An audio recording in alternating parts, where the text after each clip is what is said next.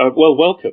Good morning to those of you in the UK and Europe. Good evening to those of you who may be joining from Australia, as our guest is Dr. Keith Suter.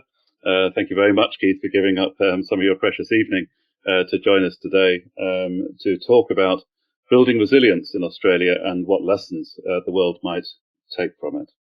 If we just move on the slide, please. Just to introduce myself, I'm Mike Wardle, Director and Head of Indices for the ZN Group. My job this morning is really just to get out of your way in a moment and give the floor to Keith, and then to keep order in the question session we'll have later. For those of you who've used GoToWebinar before, you'll know how to put questions into the box. For those of you who haven't, if you find the dashboard, the GoToWebinar dashboard, on the side of your screen, you'll see a question box. If you open that up, you can type in questions. That will come to us, and we'll deal with those during the Q&A session towards the end. So the next slide, please, Peter. I want to say a big thank you to our sponsors. The FS Club has a great group of people supporting us, allowing us to range widely over the fields of business, finance, technology, innovation. And it's because of our sponsors that we're able to offer this series of webinars. So many thanks to them. And this morning, going on to our program, it's a very simple one. After I get out of your hair, we'll hear from Keith, and then there'll be question and answers at the end. Do get your questions in throughout the webinar as they occur to you, and we'll pick them up in the Q&A session. So there's nothing remains for me to do but to introduce Keith.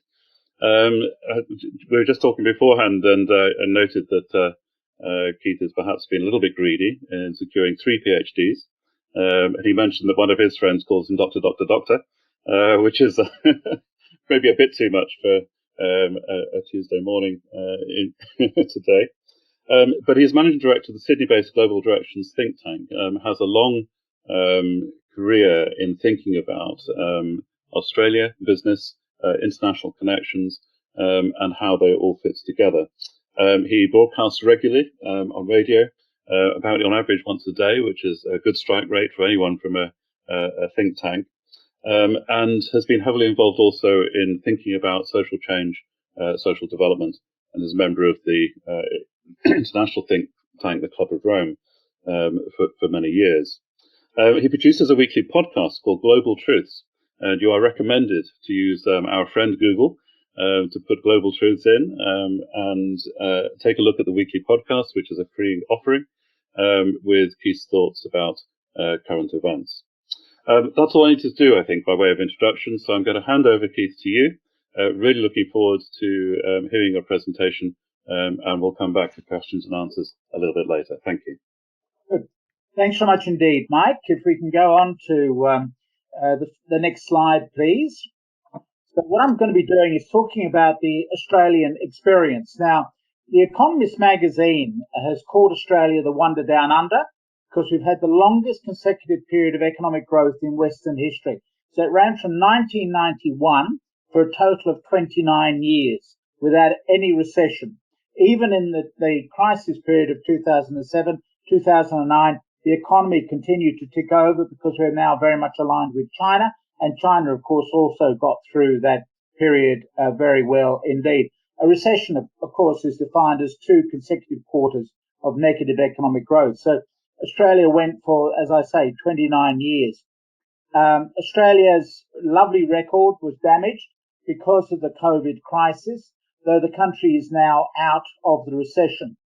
The argument I'll be making this evening is that in, if you like, phase 1, the initial handling of the COVID crisis went extremely well.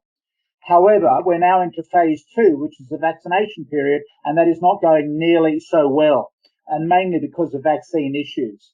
And ironically, the overseas suppliers are withholding supplies, claiming that there is now less need for them in Australia, which by international standards, they would say is virtually COVID-free. You guys don't need it, seems to be the argument of the suppliers, which means that in the second part, it's really a question of looking at the whole issue of resilient supply chains. So having looked at some of the 3 good lessons We will then look at the issues of building up the whole question of a resilient supply chain. You'll see there how resilience is defined. It's a standard definition that I'm using from the Resilience Dividend book.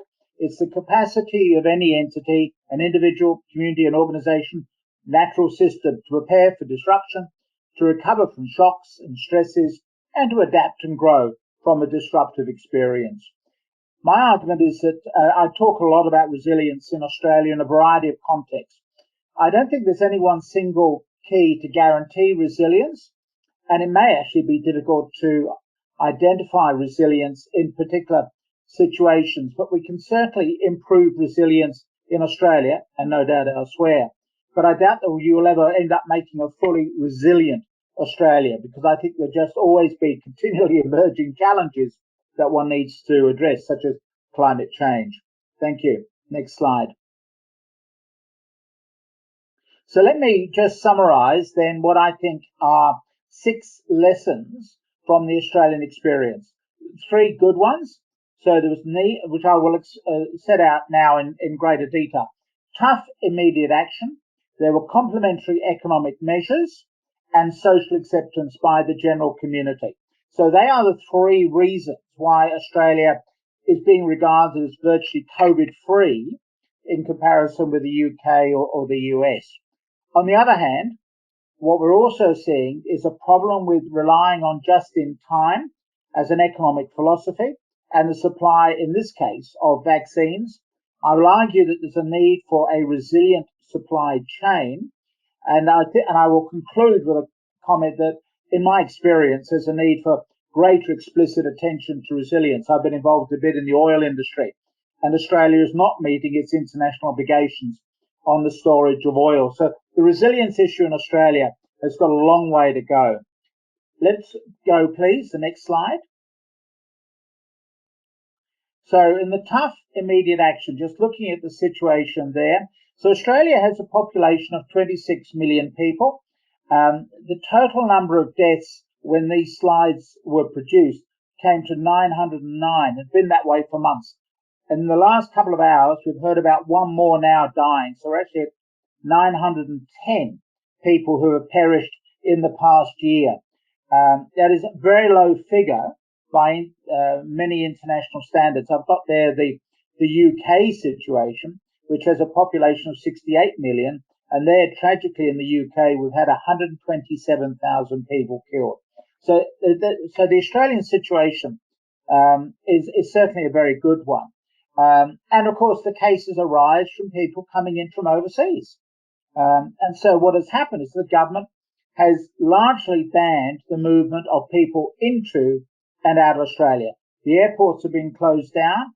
We're reopening a little for domestic travel, but it's been a very, very, very tough response. And state governments have sometimes quite, within a matter of hours said, we're going to shut off everybody from coming into this state from the rest of Australia.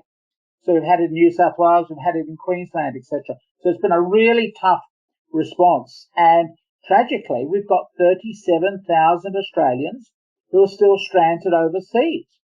So they are receiving consular assistance from our diplomats overseas, but they are stranded. And they've been stranded for a year. So how on earth they're managing to make do, we just don't know, but they can't get back in.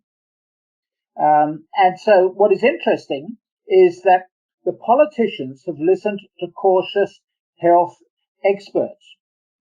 And this, I think, has been a key factor, that you've got the politicians who will open each media conference and then just simply welcome everybody, a general statement, and then stand away, and the chief medical officer will then take carriage of much of the discussion. And that, I think, has been a key factor in Australia. Very different from what you see in certain other countries, where the politicians won't leave the lectern. They'll continue to field questions, which is really not their responsibility. And one of the interesting characteristics is what's called the Dunning-Kruger effect, which, if you haven't encountered it, it's well worth getting your head around it. So 25 years ago, an American bank robber smeared lemon juice over his face, held up a bank, but was arrested shortly thereafter, and he wanted to know why he'd been arrested so quickly. And because he said, I'm invisible. I've smeared lemon juice over my face. So Dunning and Kruger, two social psychologists who are still alive, they were intrigued about the fact that they're not only people who are stupid, they're too stupid to know that they are stupid. And of course, we've seen certain politicians behaving in that way as well, that they will be making all sorts of comments, giving all sorts of medical advice, which is wholly inappropriate. And so that is the Dunning-Kruger effect. People who do not recognize the limitations of their own knowledge of a particular subject. An academic like myself will very easily say, this is not my field, I don't understand it. But you've got others who will just continue to plow on, making all sorts of statements which are plainly wrong. Now, Peter, we've got a question now, I think, for you, a survey, just to see if members of our audience have come across the Dunning-Kruger effect, and if they've come across it, say, in their colleagues. Peter, you might like to take people through the poll. Or Mike. Please do vote to just give a sense about your experience of looking at and experiencing the Dunning-Kruger effect.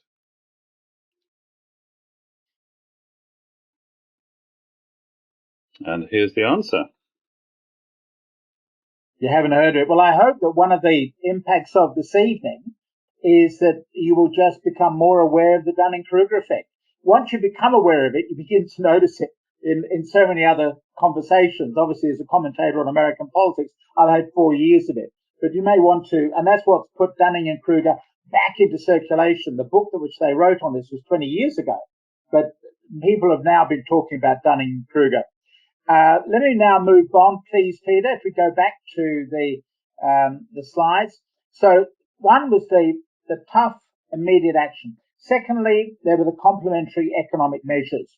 So in the 2019 general election, it all turned on economics. Last year, we moved from the phrase, is the economy stupid, to it's the community stupid. And so the economy was largely closed down. A lot of shops just had to be closed down for weeks, months at a time. And Australia is normally heavily reliant on cross-national border travel, such as overseas students. The export of education, bringing students into this country, is now Australia's third largest export industry. You've got coal, you've got iron, and then you've got overseas students. In the case of the state of Victoria, Melbourne, it is the number one export industry for that state. And much of that is just ended for a year. And we don't even know when it's going to reopen. So really tough economic measures. But the government remembered the advice that it received back for the 2008 global financial crisis from the Australian Reserve Bank. Go hard, go early, go household. So the Australian government, remembering how well it survived the global financial crisis, then avoided a recession in 2008 by avoiding the austerity measures, which tragically I saw at work in the UK, and instead has poured money into the economy and has managed to save the economy at the individual level, including subsidising employment. And this is a Conservative government, remember? But it's the Conservative government that has realised that if you're going to close down the economy, you've got to be able to put money into circulation. And similarly with infrastructure. And house prices in Australia are at a record level at the moment. So the economy has picked up again. So we've been damaged, no longer the wonder down under, but the economy is going well. And the third factor, which I think has been important, has been social acceptance. So Australians, of course, if you follow Hollywood, have an international image for being surly, difficult, hard to manage. But they've accepted all the harsh measures. There's been a grudging acceptance of all the restrictions on civil liberties. We've had a few problems here and there, but generally they've gone very well. New Zealand, they've I think, imprisoned about 60 people. We've not had to do that. And so there's been an acceptance of these measures, and there's also an acceptance of working from home and studying from home. So we've reinvented the workplace. We've had to reinvent online education. They're all the good aspects. Let's now move to some of the broader lessons for part two. There's the whole question of just in time. So if you cast your mind back to the onset of what is called economic rationalism, neoliberalism, rediscovery of the market, the Keynesian way of thinking failed in the early 1970s. And so you get a new movement of politicians, Margaret Thatcher in the UK, Ronald Reagan in the United States, Labour's politician in Australia, Bob Hawke, different political parties, and yet similar policies. They're reading off the same script. So you end up with government privatisation, downsizing, outsourcing, and also the development of a just-in-time supply lines. In other words, that Australia, which had an extensive manufacturing sector, just allowed that manufacturing sector to run down, and because the argument is it's cheaper and easier to bring it all in from Japan or from China, particularly China.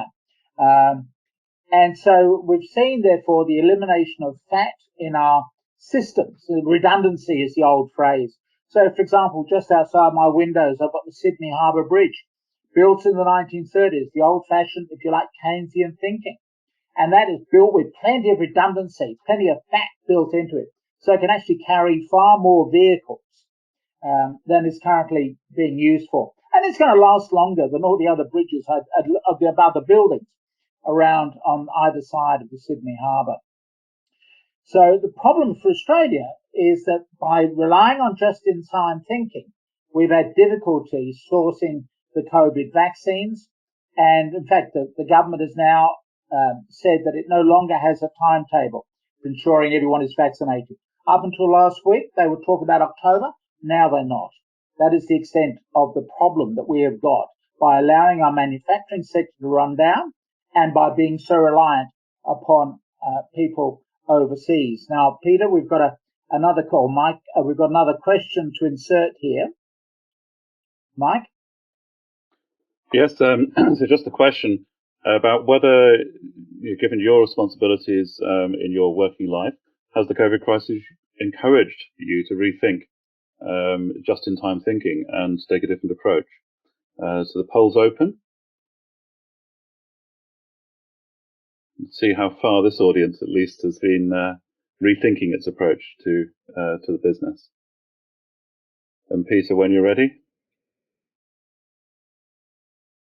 Okay, so about half think a little progress is made, but 35 said that we have rethought things, and only 15% suggest that things haven't changed. Well, may I say to the 15%, you need to rethink the just-in-time. Just keep it on your radar screen as an issue, because Australia is suffering from the just-in-time. We've benefited greatly for some years, but now that we're in strife because of it. Okay, Peter, thanks very much. If we go back to the need for a resilient supply chain. So the COVID crisis has revealed that it's unwise to place so much reliance on China as the factory of the world. The Indian Prime Minister, Narendra Modi, has said the COVID crisis has shown that that China can't be trusted. And therefore, Australia is looking at how it should engage in trade arrangements based on trust and not just the lowest cost. This, I think, has been a prime learning for us in this current crisis. The obsession with low cost has made us vulnerable. It has given us a great standard of living. Australia is a great place to live. I speak as an Englishman who's now settled in Australia. But there are certain vulnerabilities in our system, and there is a need for a resilient global supply chain.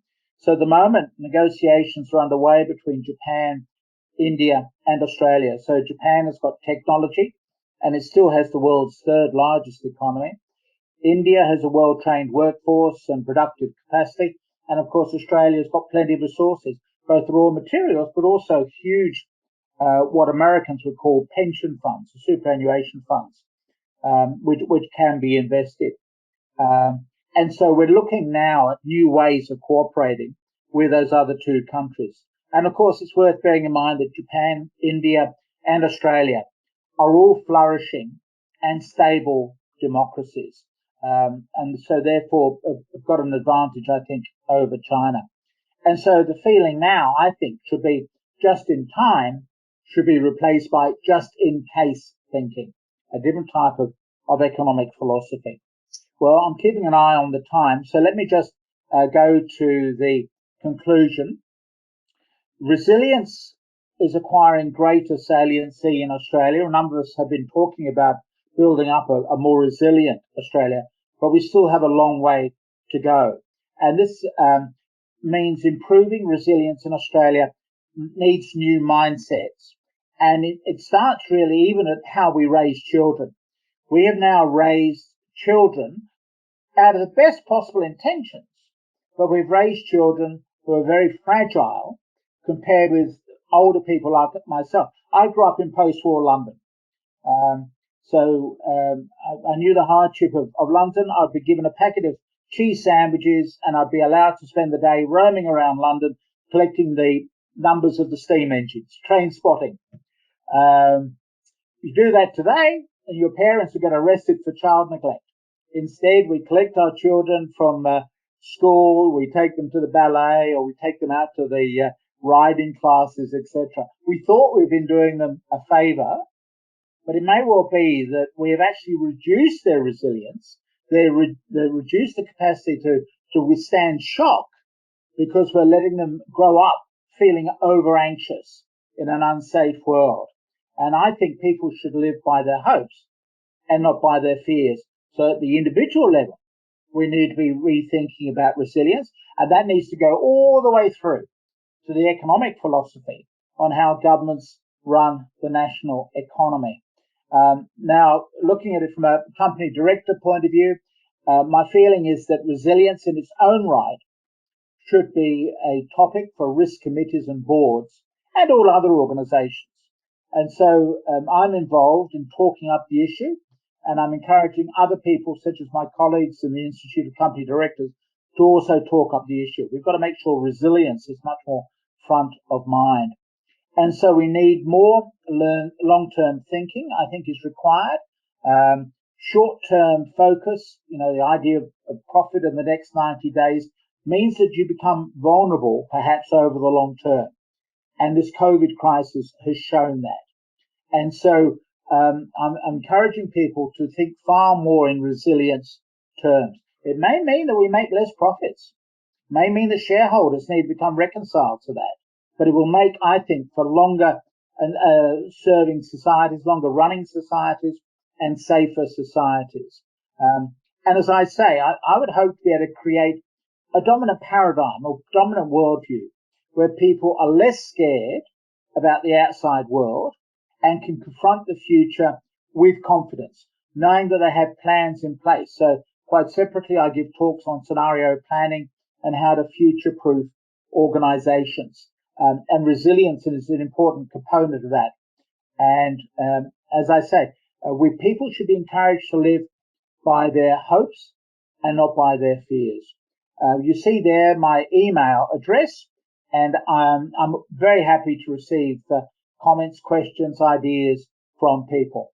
So I'll leave it at that point, and I go back now to see if we've got many questions there. Back to you, Mike.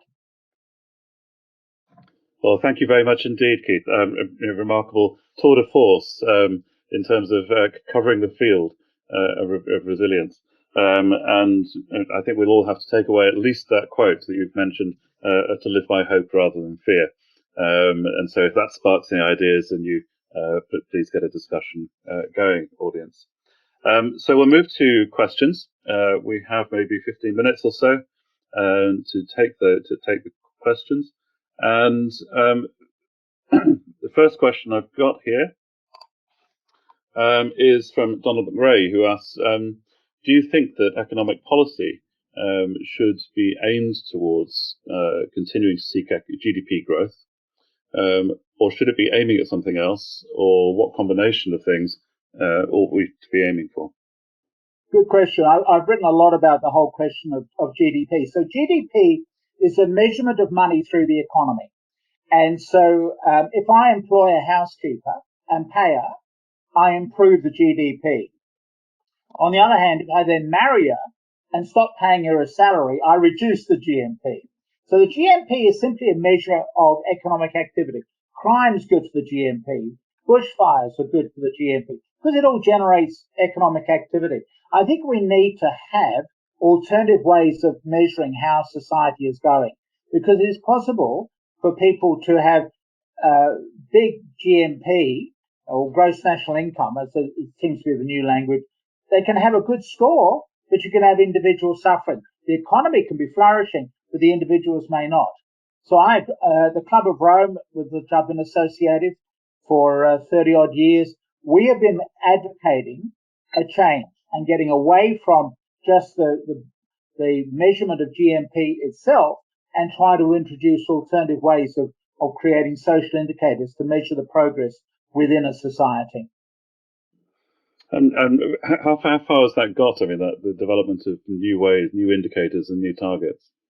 Well, it's actually, Mike, been quite difficult because I think it's Nepal, they've now got a gross national happiness indicator.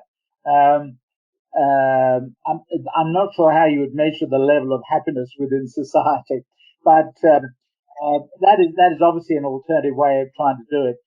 I think there is if you think about it, the measurement of GMP is quite a new idea. It goes back to around the time of World War II.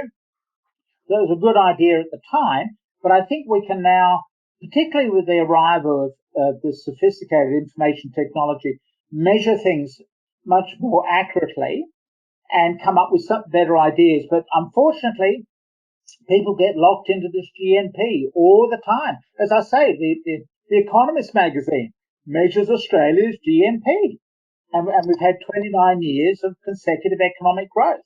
That's what for Australia. That's what makes, as far as the Economist magazine is concerned, Australia the wonder down under.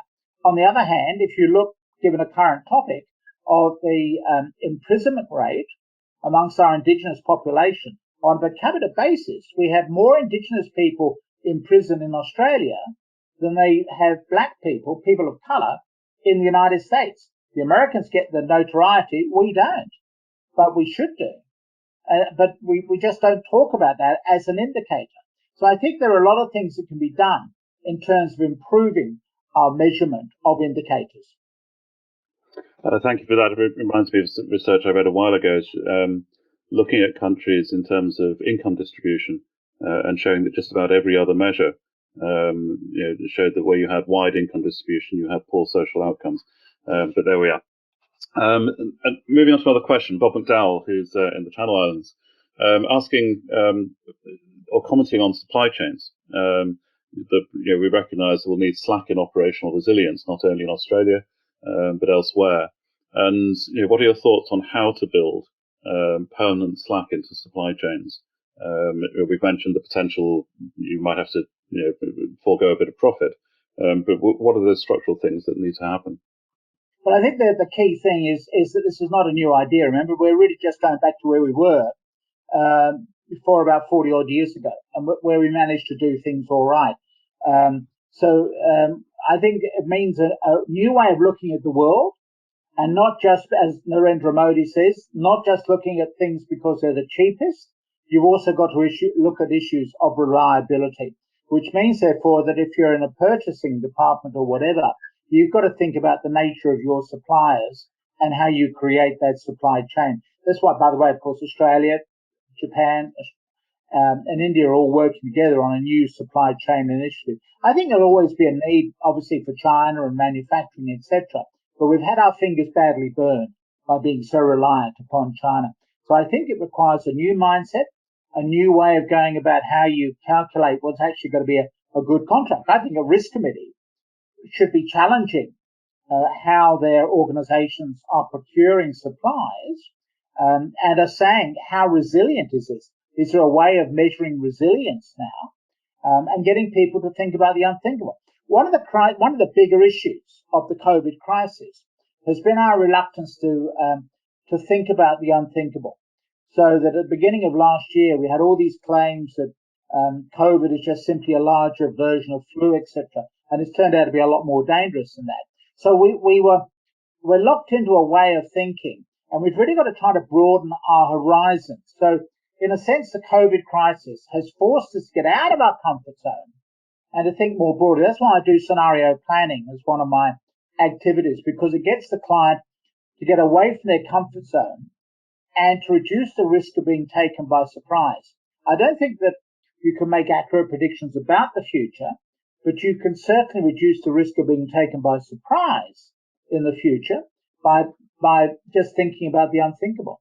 And I think that this is what the challenge must be to risk committees. I speak as a member of a risk committee. That's why it's top of mind for me. That we just have to say to the people, the management, how confident are we about having resilient supply chains coming into our organization? How resilient are our own supply chains for exporting or get rid or selling or whatever our own products and services? So it requires a new way of trying to think things through rather than just always focusing on cost. But that's a follow-up question, I guess, about the slack in the economy and just Australia's approach to immigration. Is it going to maybe try to increase selected immigration to ensure you've got resilience in the economy in terms of human capital as well? Well, of course, at the moment we're not allowing any immigrants into this country, but Australia has been built in the last, certainly since the post-war period, on bringing migrants in from around the world. We actually now have the most multicultural population in the world, and we certainly do need to have extra people in this country. It's also one of the reasons why we have booming house prices, because people come in, they have to buy homes somewhere to live. So I think at some point we will return to immigration. It was around about 1/3 each year. At the moment, it's non-existent because of COVID. I think it will pick up again. And so, yes, we will still need to bring in talented people. There are two major ways of getting into this country as a migrant. One is on a skills basis, that there are certain skills that we need. And secondly, under family reunion. In other words, Australians fall in love with people from overseas and then bring them into this country. So that's how the population has continued to grow. Australia has got the largest growing population in the developed Western world, because most countries in the developed Western world, what's called the weird world, Western, educated, industrialized, rich, democratic, that's the weird world. Most of those countries actually have got zero population growth. Japan is gradually emptying. And Russia, of course, which is not really part of the weird world, but because of its lack of democracy, that's also not having too many children. Australia is still, up until the COVID, has still had a growing population, and we're still very happy to bring people in, and we will need to continue to do so. I know that there is certain community reaction against that, but I think that we will continue to see people being brought into this country. We do need those skills from overseas. Thank you very much. Another question about the future of how things are going to be, I guess. A lot of the reaction to the pandemic has been at individual country level. Australia's done well, New Zealand's had a good crisis, other countries not so well, but it's been very much focused on nation states. And really to reflect on whether this changes the international way of working. Is the United Nations response, the G7, G20 response, something which is now really not so important because countries understood they're on in this for themselves? Yeah, well, there is a real problem. When we talk about international cooperation, I should declare an interest. I've been involved with the United Nations Association in Great Britain and Australia for almost half a century and been president here in Australia. So I need to declare an interest. You've really got two types of cooperation. You have political cooperation, and you have functional cooperation. Political cooperation is when you bring the politicians together. And unfortunately, politicians approach every issue with an open mouth. So it's actually very difficult to get agreement on the Middle East or Iran or whatever. On the other hand, you've got functional cooperation, which is where you bring the technical experts together. They tend to have less of a political agenda. They just simply want to work together to solve a common problem. And that, for me, is the real hope for international cooperation in that area of functional cooperation. And tragically, what we're seeing is the leakage of politics into the work of the World Health Organization. The World Health Organization was very slow to announce that there was a global pandemic, partly because of the influence of China within that organization. So we're seeing politics moving into functional cooperation. But functional cooperation is where we can get countries to work together, as we're doing with the COVAX, with Jane Hulton, Australian, as one of the chairs of that international initiative, trying to create a vaccine to be used around the world. So looking back at it, and the speeches I was giving half a century ago when I began with the UN Association, we had far more hopes for international cooperation then. Countries are falling back in on themselves. We look at the UK and Brexit, for example, as an example of that. So countries are becoming, I think, more nationalistic and less willing to work together. And that includes in the functional cooperation area. When you think that there are more people working for Disneyland than there are working for the United Nations system. So we've got a long way to go before we can boost the United Nations as a major international player. My hope would be that this crisis would have forced people to work together more. And clearly, we're just a long way behind, a long way from the vision that people like Winston Churchill had for the United Nations back in 1945. So, for people who are feeling very pessimistic, I think tragically the failure of international cooperation will add to that notion that the world is certainly getting worse, even though financially a lot of us are much more richer today than we were a few years ago. Overall, this is the lull before the storm because we've got major crises coming, and climate change is obviously the standard example of that. Yeah, I was about to mention COP. It's coming up in Glasgow later in this year, and the G7 discussion is coming up very, very soon. Remains to be seen whether world leaders can find a way to work together, either at functional or political levels. And so one of our audience commented, of course, talking about the Dunning-Kruger effect, that politicians, of course, can't always say it's not my business, it's not my area of expertise. They have to say something, and I think there's a great debate to be had there about just how you keep politicians focused on the things that they have to take responsibility for, but using experts sensibly and not overstating their position. Well, I think that's why the experience of Australia and New Zealand, one has to acknowledge also New Zealand, all of this, the political leaders there would begin the media conference and then hand over to the chief medical officer. And similarly at state level with state premiers, state leaders, they would follow the same format. And that has got us through that crisis because they've been willing to do that. And the general public are not clamoring, at least in Australia, to hear from politicians. We're sick of them. So bring on the experts. We want to know what's going on in this country. And so the medical experts were really very highly regarded. Now, tragically, I've got to say, the medical experts are getting the same sort of reputation that we have in economics, namely that you've got so many different opinions now about vaccines. We've got Australia very different on the AstraZeneca issue than what we're seeing in the UK. I agree with the UK role, but in Australia, the chief medical officers have all come together and said, no, there is a risk of blood clotting. So they've actually lowered the age of eligibility. So if you're a younger person, you're not going to get that AstraZeneca because of the alleged problem of blood clotting. I think that's maybe a political move to make sure that you don't get too much from the anti-vaxxers.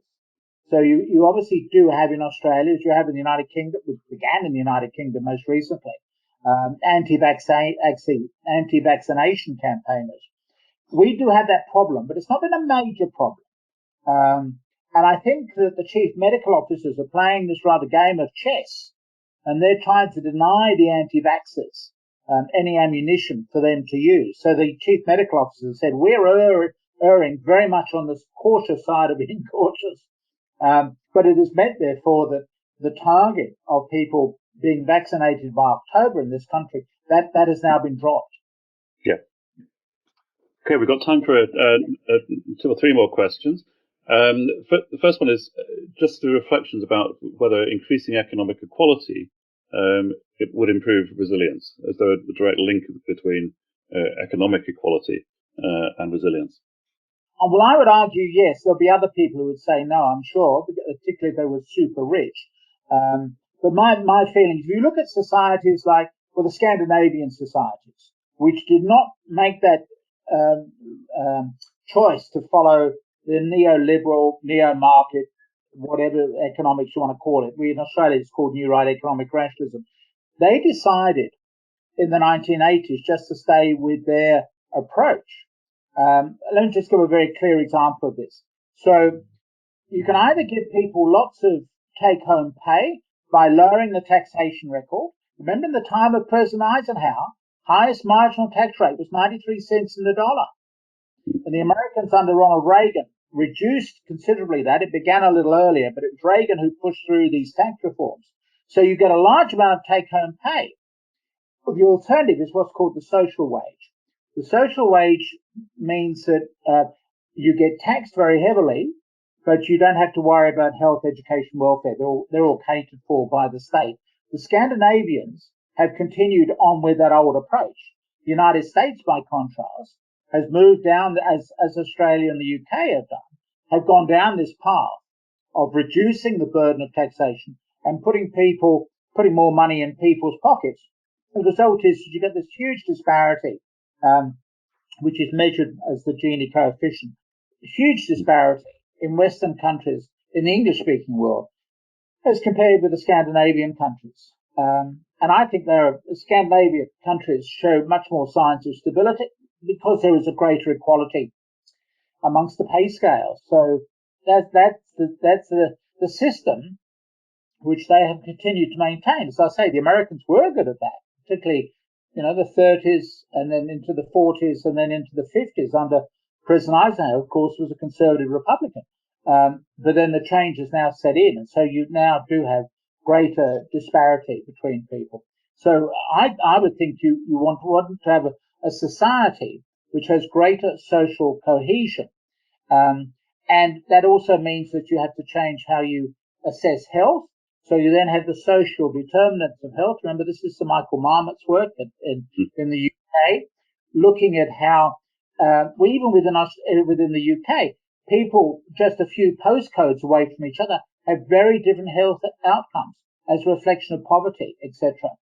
So my feeling is that we need, going back to our very first question about indices, what we ought to be looking at is building in the health indices that Sir Michael and his team have been pioneering and working towards a society of greater equality, because I think it's going to make for a more stable society at the moment. And of course, looking at what's going on in Northern Ireland, which was one of my stories this morning, we see that a new generation of young rioting people in Northern Ireland.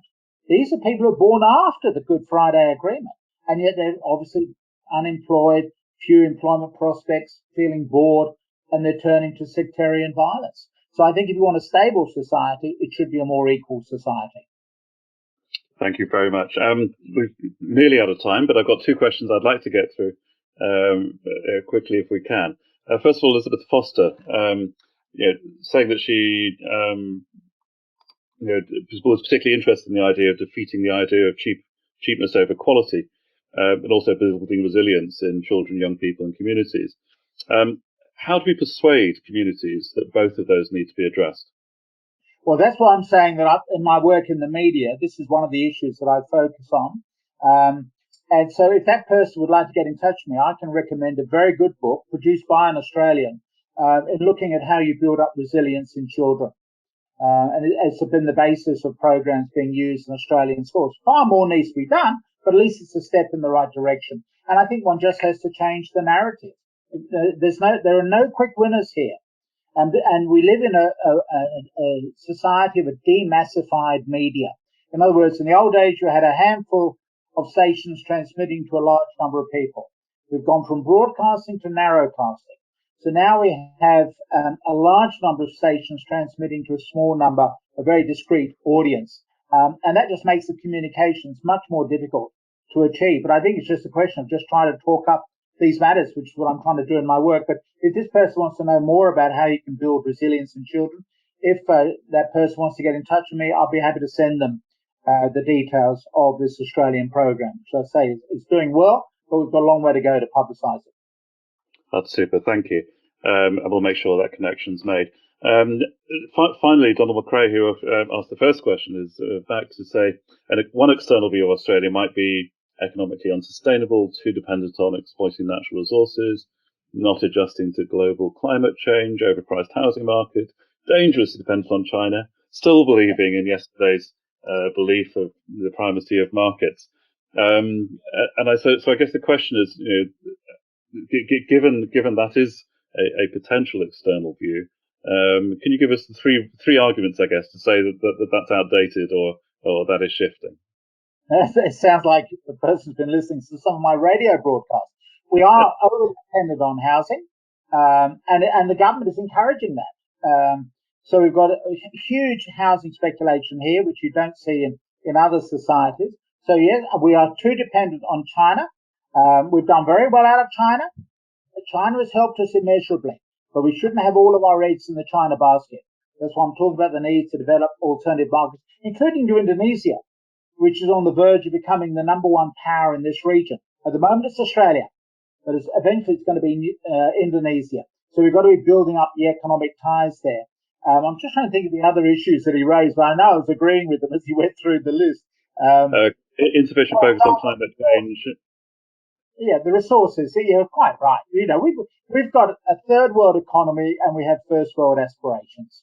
So we rely too heavily on coal and iron, etc. We are trying to build up the service sector. That is certainly the case. As I say, number 3 now is the export of education. So we are certainly making progress there. But yes, we have got and also the development of tourism. I know we're running out of time, Mike. I'll just tell a little story. When I arrived in Australia in 1973, my first broadcast was on ABC radio, and I was overwhelmed by the beauty of Sydney. This is 1973. And I said, why don't you have a tourist industry in this country? And the interviewer said, no, tourism will never work in Australia. We are too Bolshevik to be servile and too unionised to be efficient.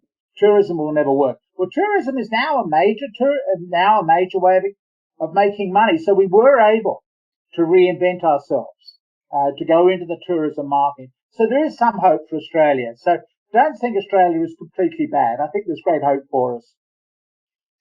Well, thank you very much, Keith. It's been a lively and fascinating webinar. So many thanks for that. I obviously have some thanks to give. First of all, to the audience, thank you very much for your attention and for the questions that you posed to Keith, which gave us something to think about. And we're having some messages of thanks come through to the question box as well. So thank you. Secondly, to our sponsors, again, allowing us to run these series of webinars means that we get to attract people like Keith to come and share his experience and wisdom with us. And so many thanks to our sponsors. And finally, Keith, on a normal occasion, we'd be able to offer you a round of applause. In these days of remoteness, I can offer you a very small round of applause. But really, many thanks. It's been a fascinating session.